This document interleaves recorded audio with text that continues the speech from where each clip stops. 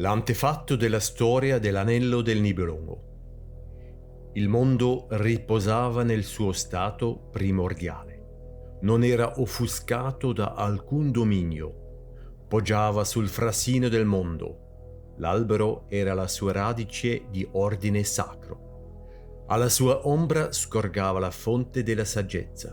Ha spiato il frassino del mondo con la sua conoscenza eterna. Nella terra, in una tomba nebbiosa, dormiva Erda, la più saggia.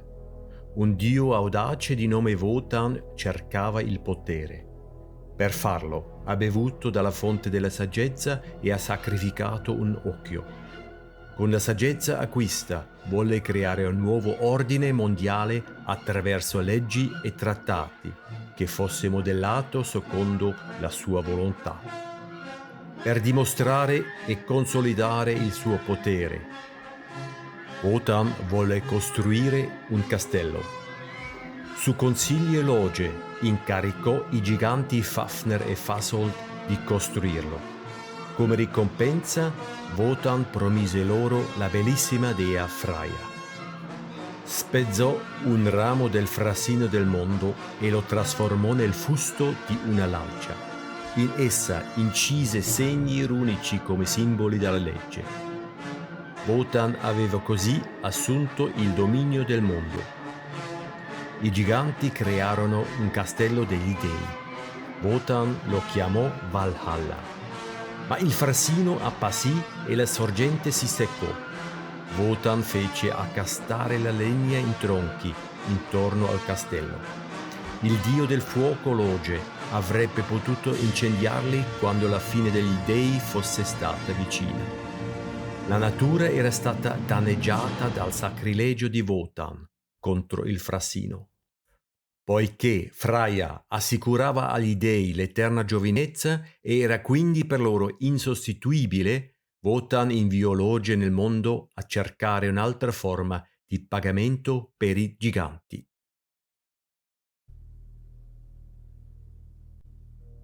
L'oro del Reno.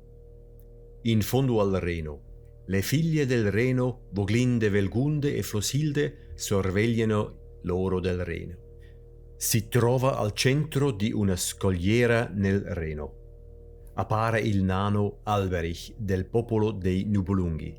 Affascinato, osserva le ninfe e cerca lussuriosamente di conquistarne almeno una.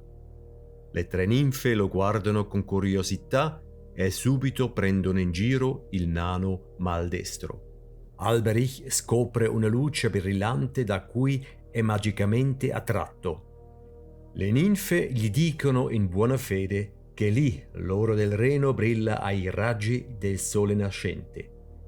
Chi lo forge in un anello avrà il potere sul mondo, ma solo se rinuncerà all'amore.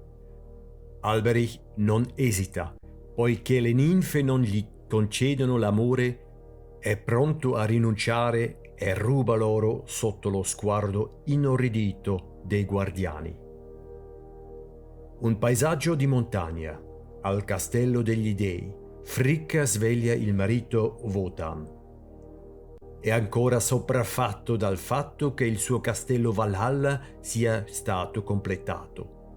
Ancora avvolta nella nebbia, si erge orgoglioso su una montagna, costruita dai giganti Fafner e Fasold. Ma Wotan è nei guai. Ha promesso ai due giganti la mano della dea Freya come ricompensa.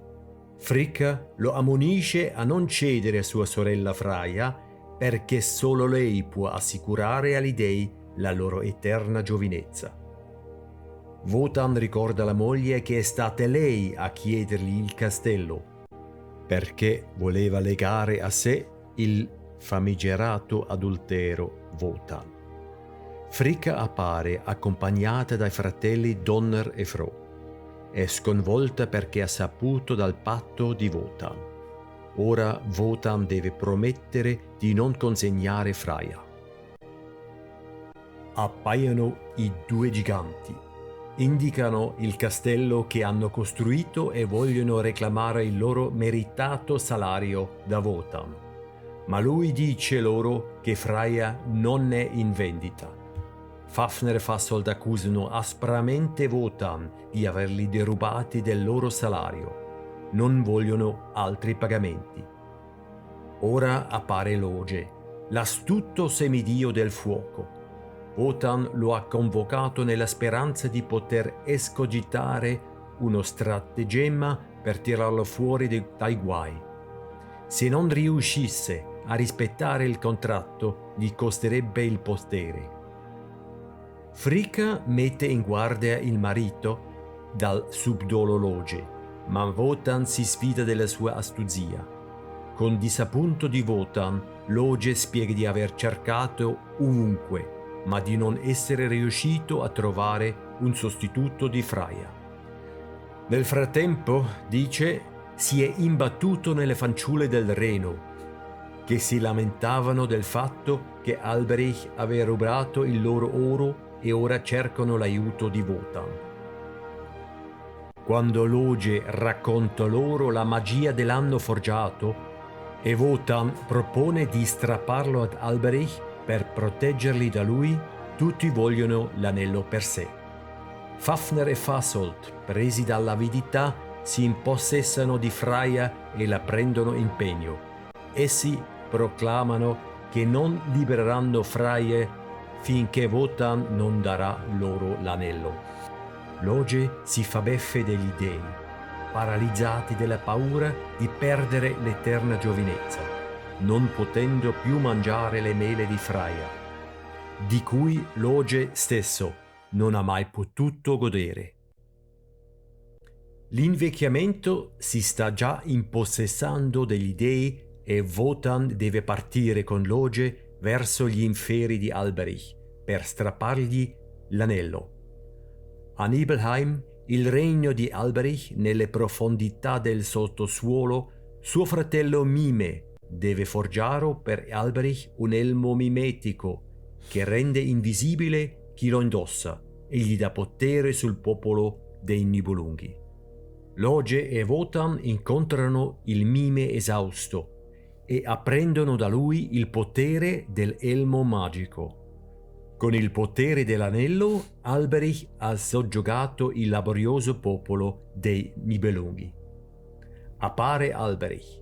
Egli indica con orgoglio loro che i Nibelunghi accumulano per lui giorno dopo giorno con il duro lavoro. Sa che Wotan e gli dei lo disprezzano e annuncia che con il suo potere porterà il mondo sotto il suo controllo.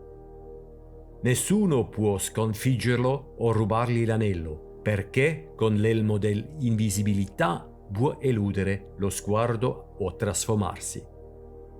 Con fare lusinghiero, Loge gli chiede di mostrargli come può trasformarsi. Alberich si trasforma con orgoglio in un drago. Ora Loge gli chiede astutamente se riuscirà a trasformarsi anche lui in qualcosa di piccolo. Alberich si trasforma in un rospo. Wotan lo afferra e Alberich viene ingannato. Loge e Wotan portano Alberich sulla montagna e Wotan chiede ad Alberich di consegnare l'oro. Il suo piano è di scambiare l'oro con Freya e tenere per sé il Tarnhelm, l'elmo magico e l'anello. Quando strappa l'anello ad Alberich, quest'ultimo viene così privato di ogni potere. Il nano maledice l'anello affinché porti sfortuna al suo proprietario. Freya conduce le dee e gli dei, Fafner e Fasold, sulla cima delle montagne. Wotan mostra loro con orgoglio il tesoro catturato. Per comprare la libertà di Fricka, l'oro viene accumulato fino a quando lei non è più visibile. Ma Fafner e Fasold insistono perché Wotan dia loro il Tarnhelm e l'anello. Ma Wotan non vuole rinunciare all'anello. Poi appare una misteriosa donna velata, ammantata di luce blu. Esorta Wotan a rinunciare all'anello perché è maledetto da Alberich. Si rivela Erda, l'onnisciente madre del mondo. Gli dei esortano a Wotan a seguire il suo consiglio. Wotan conosce la saggezza di Erda e acconsente. Egli consegna a Fasold l'anello e Freya viene liberata. Senza saperlo, Wotan è stato infettato dal veleno della maledizione toccando l'anello. Mentre si dividono il bottino, Fafner e Fasold litigano. Irascibile, Fafner uccide il fratello con un martello. La maledizione ha fatto la sua prima vittima. Donner crea una tempesta purificatrice, la nebbia si alza e per la prima volta si vede il castello. Fro crea un arcobaleno che funge da sentiero per il castello. Colto da un grande pensiero, Wotan alza la lancia contro il castello. Non sarà lui a recuperare l'anello, ma un eroe libero da contratti. Commosso, Wotan si avvicina al castello, prende per mano Fricka e battezza la loro nuova casa Valhalla. Logia è rimasto a mani vuote. Ha solo disprezzo e derisione per gli dei, il cui dominio si basa solo sulla rapina e sulla violenza. Da lontano si sentono i lamenti delle ninfe per loro perduto. Gli dei si fanno beffe di loro ed entrano solennemente e ciecamente nella loro nuova casa. Informazione ausiliare. Fafner si è ritirato con l'anello nella grotta dell'Invidia. Affinché nessuno possa portargli via l'anello, si è trasformato in un drago con l'aiuto del Tarnhelm. Per saperne di più da Erda sul suo destino, Wotan scende nel grembo del mondo da lei. Erda gli annuncia una fine ignominiosa. Per sfuggire a questo destino, sconfigge Erda con il suo incantesimo d'amore e concepiscono la Valchiria Brunhilde. Lei deve aiutarlo a respingere l'attacco di Alberich al regno dei dei. Wotan teme che Alberich possa rubare l'anello a Fafner. A lui stesso è vietato derubare Fafner della sua giusta ricompensa. Vuole quindi generare un eroe che, libero da contratti, strappi l'anello a Fafner. Con una donna umana genera i fratelli Sigmund e Siglinde. Vive con loro finché un giorno scopre che la moglie è morta e Siglinde è scomparsa senza lasciare traccia. La Valchiria. In una fitta foresta, durante un temporale simile a un uragano, il ferito Sigmund è in fuga. Con le sue ultime forze si rifugia in una capanna solitaria. È la casa di Hunding e di sua moglie Siglinde. Siglinde ha pietà dello straniero e gli dà da bere. Hunding torna a casa. Riflessivamente riconosce la somiglianza tra Siglinde e lo straniero e vuole ascoltare la sua storia. Sigmund gli toglie il cappotto e gli racconta che un giorno è tornato a casa e ha trovato sua madre morta. La casa era bruciata e della sorella gemella non c'era traccia. In seguito ha saputo che la sorella era stata costretta a sposarsi e ha cercato di salvarla. In questo momento Hunding riconosce Sigmund come suo nemico. Per tradizione concede ospitalità a Sigmund e lo sfida a duello il giorno successivo. Siglinde somministra un sonnifero a Hunding e mostra a Sigmund una spada conficcata in un albero. Wotan l'aveva spinta dentro e l'aveva destinata a colui che è abbastanza forte da tirarla fuori.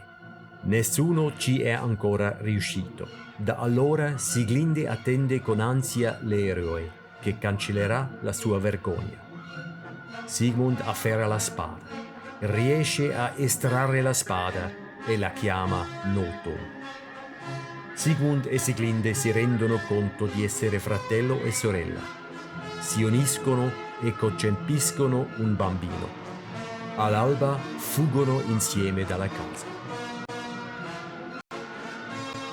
Nella regione montuosa del Regno degli Dei, Wotan è con la figlia Brünnhilde. Ha ordinato alle Valchirie di proteggere Sigmund, poiché lo ha destinato alla conquista dell'anello.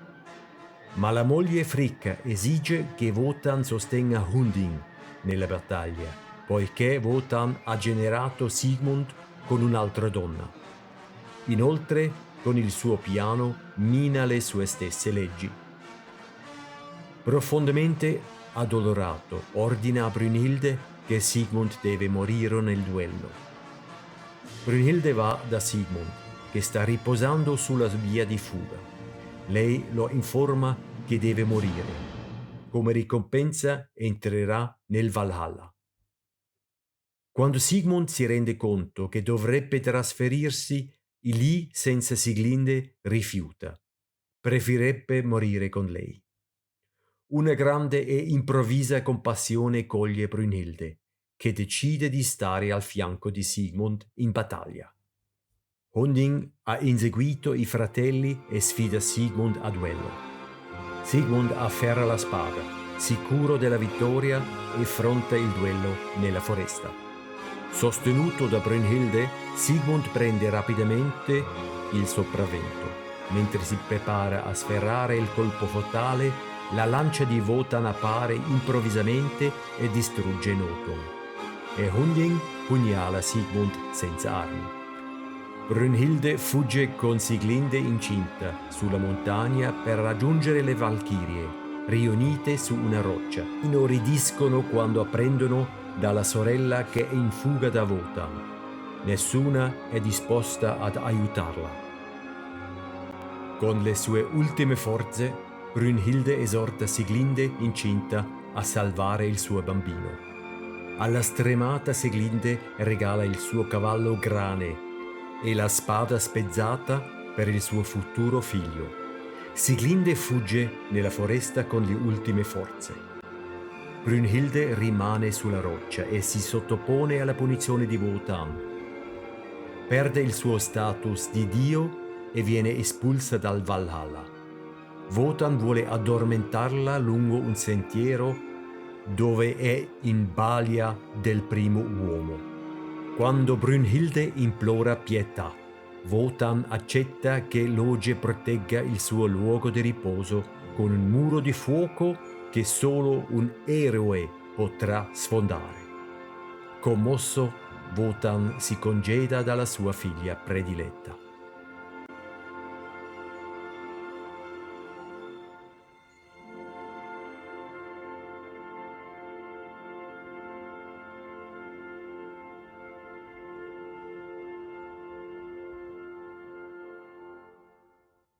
Informazioni ausiliari.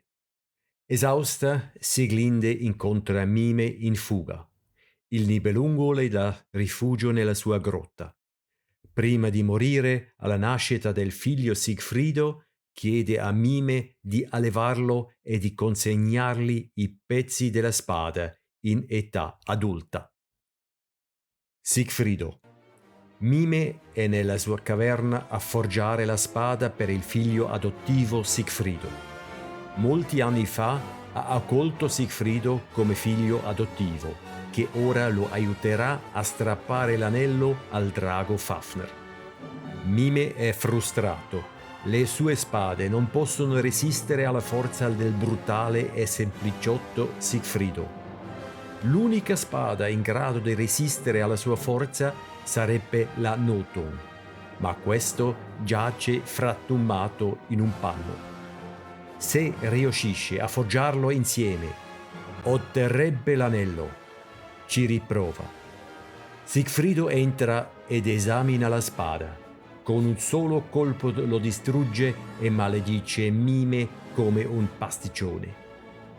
Sigfrido disprezza il nano, che per lui è un strano sconosciuto. L'unica cosa che Mime può fare per lui è spiegargli chi è sua madre. Quando Mime afferma di essere sia madre che padre, Sigfrido lo minaccia di violenza. Ora Mime racconta la storia di una donna di nome Siglinde che ha trovato sola nella foresta con un bambino piccolo. L'ha accolta, ma è morta poco dopo. Non conoscevo suo padre, era stato ucciso e l'unica cosa che aveva conservato di lui erano i frammenti della sua spada. Quando Sigfrido vede i detriti, costringe Mime a forgiarne una spada e lascia la grotta. Ma Mime non sa che pesci pigliare e ha provato più volte a ricomporre la spada. In quel momento entra un viandante sconosciuto. È Wotan, che segue segretamente i progressi di Sigfrido e cerca di assicurarsi il potere attraverso Sigfrido. Annuncia a Mime che la spada deve essere forgiata da colui che non ha mai imparato a temere e che Mime morirà per mano sua. A questo punto entra Sigfrido e Wotan lascia la grotta senza farsi notare. Sigfrido si infuria quando non vede Mime dietro l'incudine. Mime gli parla della profezia del viandante. Per salvargli la testa, gli consiglia di imparare a temere dal drago Fafner. Sigfrido si rende conto che ha bisogno della spada per avere successo con il drago. Quando Mime fallisce nuovamente nel forgiare della spada, Sigfrido si rende conto che è lui stesso a non aver mai imparato a temere e deve forgiare la spada da solo. Riduce la spada in schegge e la riforgia. Affascinato, Mime osserva l'ignorante che ricrea la spada nelle braccia. Sigfrido chiede a Mime il nome della spada. Si chiamava Nothung e così si chiamerà ancora. Ora anche Mime decide di abusare di Sigfrido per i propri scopi. Vuole stordire Sigfrido quando sarà stanco dopo la lotta con il drago, con una pozione di veleno, ucciderlo e prendere l'anello. Mentre Sigfrido finisce di forgiare trionfalmente la sua spada, Mime prepara la pozione velenosa che gli garantirà l'anello e con esso il dominio del mondo. Quando la spada è finita, l'arma è così potente che Sigfrido può spaccare l'incudine con essa. Nella foresta di notte, Alberich aspetta davanti alla grotta invidiosa come dorme Fafner. Inaccessibile per lui, l'anello si trova presso Fafner, che si è trasformato in un drago con l'aiuto dell'elmo minetico e si crede invincibile. Alberich ha atteso a lungo l'opportunità di riprendersi l'anello. Riconosce un'ombra. È il viandante, nel quale Alberich riconosce il suo vecchio avversario Wotan.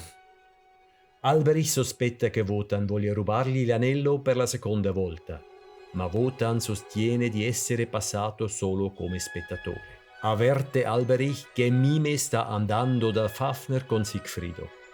Suo fratello, dice, è l'unico rivale per l'anello, perché Sigfrido stesso non ne conosce il segreto.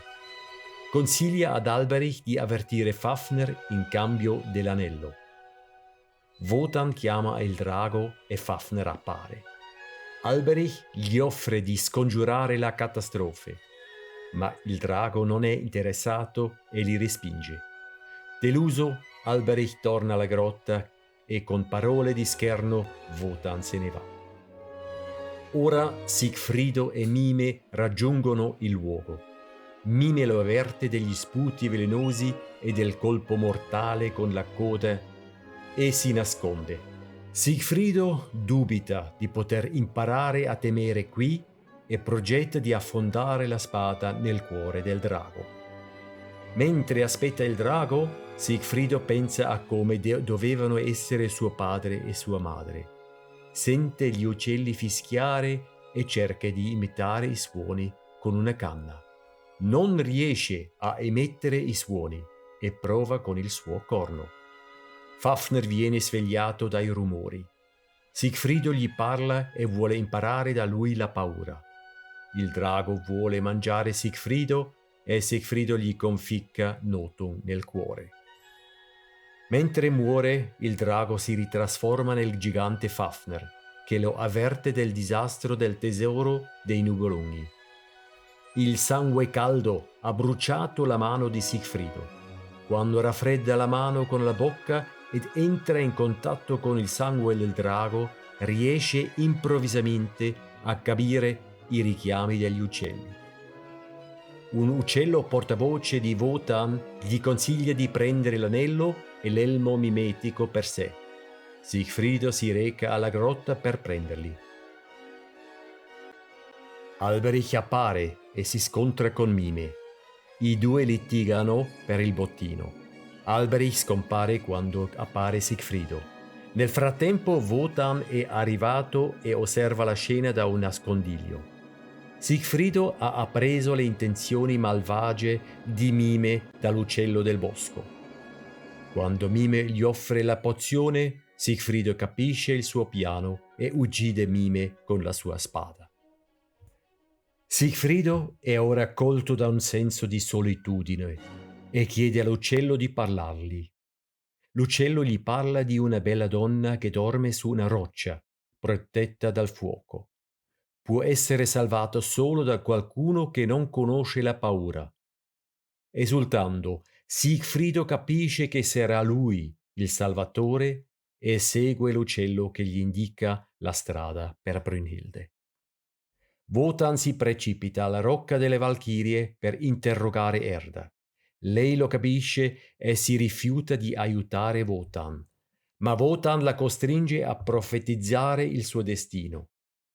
Erda annuncia che il potere degli dei finirà presto e che nemmeno lei, con le sue norne, potrà fare nulla per cambiarlo. Wotan è stanco e decide di lasciare il potere a Sigfrido e lo aspetta alla roccia. L'incontro si conclude in modo infelice per Wotan. Sigfrido tratta lui, lo straniero, senza rispetto e Wotan decide di ostacolarlo. Annuncia che tornerà a colpire la spada Nothung con la sua lancia, come aveva fatto un tempo. A questo punto Sigfrido crede di riconoscere nell'errante l'assassino di suo padre e spezza la lancia di Wotan con la sua spada. Wotan perde così tutto e deve lasciare che Sigfrido vada da Brünnhilde. La strada è libera per Sigfrido, che entra senza paura nel fuoco. Illeso, Sigfrido raggiunge la Rocca delle Valchirie dove dorme Brünnhilde. Riconosce una persona addormentata in armatura completa. Quando si toglie l'armatura, vede una donna per la prima volta nella sua vita. Ora ha imparato a temere e un sentimento opprimente si impossessa di lui. Si fa coraggio e la bacia per risvegliarla. Brünnhilde si sveglia e saluta il giorno. Vede il suo risveglio e riconosce Sigfrido, che un tempo aveva protetto e sempre amato. Anche Brünnhilde vede con gioia il suo cavallo grane. Quando Sigfrido la incalza, si rende conto con orrore che senza armatura e spada non è più divina e quindi indifesa.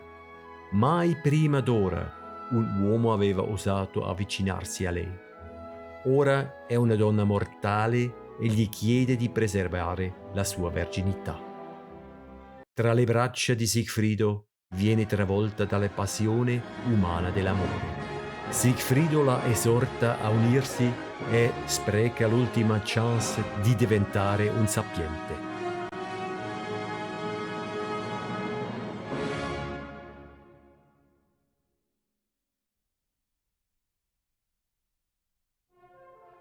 Il crepuscolo degli dei. Sulla Rocca delle Valchirie, 3 norne profetizzano che il regno degli dei finirà e il loro regno andrà in fiamme. Il giorno sorge. Brünnhilde e Sigfrido emergono dalla grotta dove hanno trascorso la loro notte d'amore. Brünnhilde dice addio a Sigfrido, che vuole partire per nuove imprese. Brunhilde vuole aspettare il suo ritorno e i due si scambiano simbolicamente le promesse. Brunhilde gli dona il suo cavallo grane e Sigfrido le regala l'anello, di cui non conosce il significato. I due si giurano eterna fedeltà reciproca e Sigfrido sale su una zattera che lo porterà sul Reno. Sulle rive del Reno, nel castello dei Gibichon, Gunther, re dei Gibichon, è davanti al suo castello. Con lui ci sono la sorella Guttrune e il fratellastro Hagen, figlio di Alberich. Hagen ha ereditato dal padre l'odio per gli dei e l'avidità per l'anello. Per mettere le mani sull'anello consiglia astutamente al re di sposare Brunhilde per migliorare la reputazione macchiata della sua reggenza. Ma per farlo è necessario Sigfrido, che è l'unico abbastanza forte da riuscire a sfondare il fuoco per raggiungere il suo posto letto. Per conquistarlo, Guttrune deve prendere Sigfrido come marito. Quando Guttrune dubita di poter conquistare Sigfrido, Hagen le ricorda la pozione dell'oblio. Non appena la incontra, lei deve dargli la pozione e lui dimenticherà Brunhilde. Mentre Sigfrido passa davanti al castello con la sua zattera, Hagen lo chiama e lo invita a unirsi a voi. Quando Sigfrido entra nel castello, Gunther lo accoglie. Sigfrido mostra con orgoglio a Gunther il suo elmo mimetico e la sua spada. Dice a Gunther che è riuscito a strappare l'anello al drago e che Brunhilde ora lo possiede. Gutruno entra con un corno per bere. Sigfrido beve la pozione dell'oblio. L'effetto è immediato e Sigfrido vuole prendere in moglie Guttrune. Sigfrido chiede a Gunther se ha una moglie. Gunther risponde che nessuna donna è mai stata data a lui, ma c'è una donna che vive su una roccia, protetta da un alto fuoco che lui desidera. La strada verso di lei sarebbe stata impossibile, il fuoco lo avrebbe ucciso immediatamente. Sigfrido si offre di aiutarlo. Con il elmo magico potrebbe prendere le sembianze di Gunther e conquistare Brunhilde per lui. Gunther accetta con gioia e i due bevono euforicamente la fratellanza del sangue. Hagen è soddisfatto. Il suo piano per riconquistare l'anello dal padre Alberich sembra essere riuscito. Sulla roccia della Valchiria. Brunhilde siede solitaria sulla rocca delle Valchirie e contempla l'anello di Sigfrido in tenero ricordo. All'improvviso sente un tuono. Felice saluta Waltraute, sua sorella Valchiria. Brunhilde è felice della sua visita nonostante l'incantesimo di Wotan. Con voce cupa, Waltraute le parla dell'atmosfera cupa del Valhalla. Wotan è tornato dalle sue lunghe peregrinazioni amareggiato. La sua lancia giace in una rovina. La fine degli dei era vicina e l'unica salvezza sarebbe stata la restituzione dell'anello alle fanciulle del Reno. Ma Brunhilde non è disposta a rinunciare alle promesse d'amore di Sigfrido, anche se questo segnerebbe il destino degli dei. Disperata, la sorella la prega di restituire l'anello, ma la sua decisione è ormai presa e manda via Waltraute. Improvvisamente il cielo diventa rosso e lei crede sentire il richiamo delle corna di Sigfrido. Brunhilde gli corre incontro. Si ritrae inorridita quando vede un estraneo. In nome dei Gibichon, Sigfrido, sotto le spoglie di Gunther, chiede il diritto di prenderla in moglie. Brunhilde cerca disperatamente di respingerlo, ma lui le strappa brutalmente l'anello dal dito e costringe la terrorizzata Brunhilde a entrare nella grotta per consumare il matrimonio. Sulle rive del Reno, al chiaro di luna, Hagen dorme davanti alla sala dei Gibichon. Alberich appare davanti agli occhi di Hagen addormentato. Lo ammonisce a riconquistare l'anello. Hagen giura di farlo e Alberich lo lascia. È mattina. Sigfrido appare e annuncia di essersi presentato da Brünnhilde travestito da Gunther e di essere poi riuscito a scambiarsi con Gunther senza essere notato. Assicura a Gudrune di non aver toccato Brünnhilde e annuncia l'imminente arrivo di Gunther e Brünnhilde. Rallegrandosi, Gudrune accetta l'imminente matrimonio. Hagen chiama a raccolta il popolo dei Gibichon per dare al re e alla sua sposa un'accoglienza degna e per festeggiare il prossimo doppio matrimonio. Esorta i soldati a stare accanto alla sposa di Gunther. Gunther viene accolto magnificamente dalla gente. Brünnhilde lo segue, pallida per l'umiliazione e con gli occhi bassi. Gunther presenta con orgoglio la sua sposa, la figlia degli dei. Sigfrido appare con l'anello al dito e Gudrune al braccio. Stupita, Brünnhilde scorge Sigfrido. Quando si rivolge a lui con voce tremante, si rende conto che Sigfrido non la conosce più.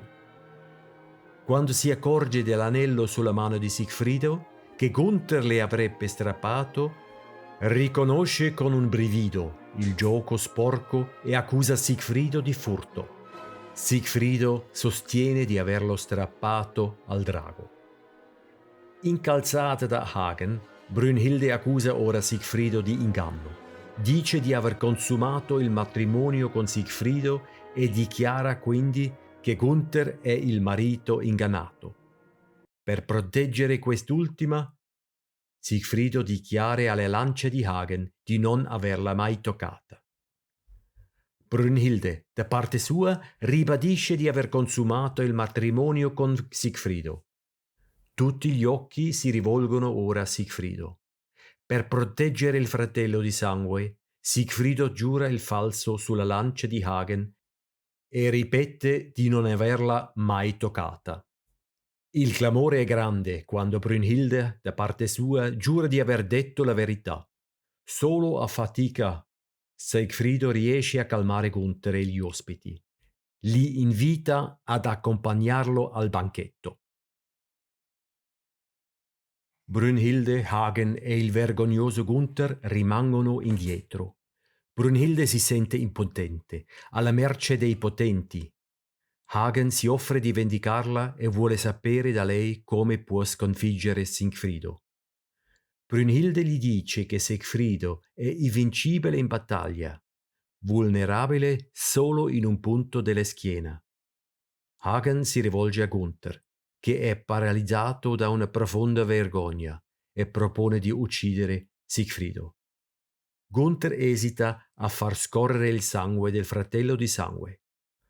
Quando viene schernito da Brünnhilde e Hagen, gli prospetta la prospettiva dell'anello. Gunther accetta e decidono di mascherare la morte di Sigfrido come incidente di caccia. Sul Reno che passa. Le fanciulle del Reno nuotano nel fiume, lamentando la perdita dell'oro. Attendono con ansia un eroe che riporti loro. Quando Sigfrido appare sul Reno, si lamenta di non essere ancora riuscito a cacciare alcuna preda. Le ninfe notano l'anello sulla sua mano e si offrono di aiutarlo a cacciare, chiedendo in cambio l'anello. Sigfrido all'inizio rifiuta, ma accetta quando le ninfe lo prendono in giro perché è un avaro. Lo avvertono del potere e della maledizione dell'anello. Solo se consegnerà loro l'anello, il suo destino malvagio potrà essere scongiurato. Ora Sigfrido riconosce il valore dell'anello e viene colto dall'avidità di potere. Pensa di essere invincibile e si rimette l'anello al dito. Le ninfe profetizzano che sarà ucciso oggi, ma Sigfrido non vuole farsi intimidare dalle ninfe e dalle foglie. Le ninfe si dirigono verso Brunhilde. Sigfrido incontra di nuovo il gruppo di cacciatori. Fanno una pausa. Hagen dà a Sigfrido del vino, si avvicina a Gunther con la tazza e cerca di rincuorarlo. Hagen mescola nel vino una polvere che riporta in vita il passato di Sigfrido. Ne versa ancora e chiede a Sigfrido di parlargli di sé. Sigfrido racconta la sua storia. Hagen scioglie la lingua con l'altro vino. Ora Sigfrido si ricorda di Brunhilde e racconta estasiato come l'ha presa in moglie. Con questo ha ammesso la violazione della fede. Hagen indica i due corvi neri di Wotan, che sono apparsi. Sigfrido si gira e li guarda. Mentre Hagen prende la lancia, Gunther, che ha ormai capito il gioco di Hagen, cerca invano di fermarlo e Hagen trafigge Sigfrido da dietro con la lancia. Con una scorta solenne, il corpo di Sigfrido viene portato nelle sale di Gibeon. Nel castello, Gudrune attende l'arrivo di Sigfrido. Hagen presenta in modo beffardo il marito morto. Gunther accusa Hagen di omicidio e Hagen chiede l'anello come ricompensa. Quando Gunther rifiuta la richiesta, Hagen lo trafigge con una lancia. Vuole strappare l'anello al morto Sigfrido, ma con orrore di tutti, la mano di Sigfrido si alza minacciosa. Brunhilde prende l'anello, ha sentito tutto dalle renane e incarica le ghibiche di costruire una pira funeraria. Trasfigurata, sprofonda nella vista di Sigfrido morto. Va al fiume, si toglie l'anello dalla mano e lo restituisce alle fanciulle del Reno. Appaiono i corvi di Wotan. Brunhilde li invia al Valhalla per annunciare il crepuscolo degli dei. Nel castello, Brunhilde accende i ceppi sotto Sigfrido disteso e cavalca il suo cavallo grane nel fuoco per unirsi a Sigfrido nella morte. L'incendio inghiotte il castello e il Reno straripa. Hagen si getta nel fiume per strappare l'anello alle renane, ma le ninfe lo trascinano nelle profondità. Floshilde tiene in alto l'anello in segno di giubilo. In lontananza vediamo il Valhalla in fiamma, illuminato dal fuoco di Loge. Con l'incendio del mondo è arrivata la fine del mondo degli dei.